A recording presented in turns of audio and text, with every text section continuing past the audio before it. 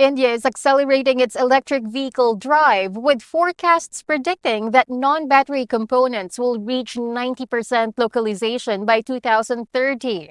To put this into context, we have Rahul Methi of JMK Research Analytics.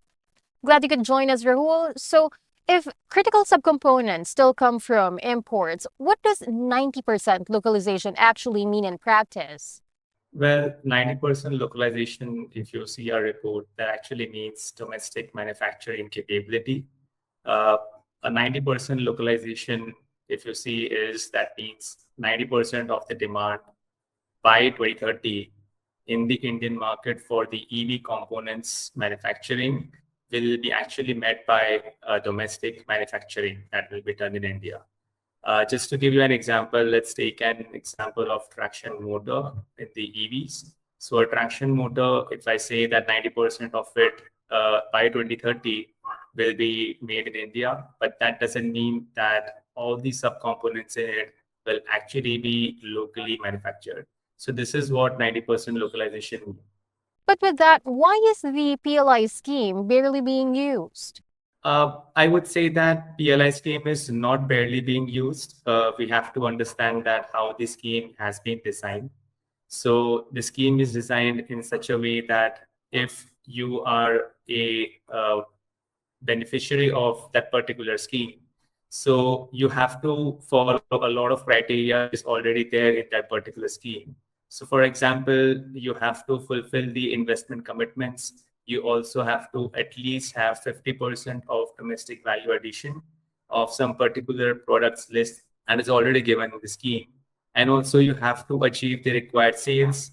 And once you fulfill these criteria, that is when you will get the incentives. And just because a lot of companies which have been approved in this particular scheme are still yet to achieve these targets, that's why they haven't yet got the disbursements of the incentives from this particular scheme. If you actually check the report, we have actually showed this that 60% of all the companies who have done their investments recently either have announced or commissioned for the EV components manufacturing projects are actually approved under this particular scheme. So this scheme is actually successfully driving the investments. So, if you were to give an advice, Raul, what needs to happen to turn announced manufacturing capacity into actual production? Nothing much, if you see, because there's a natural gap between announcing any manufacturing projects and turning that into production, right? So if I give an example, let's say if a company, they are setting up a manufacturing facility, so they have to go with a lot of challenges.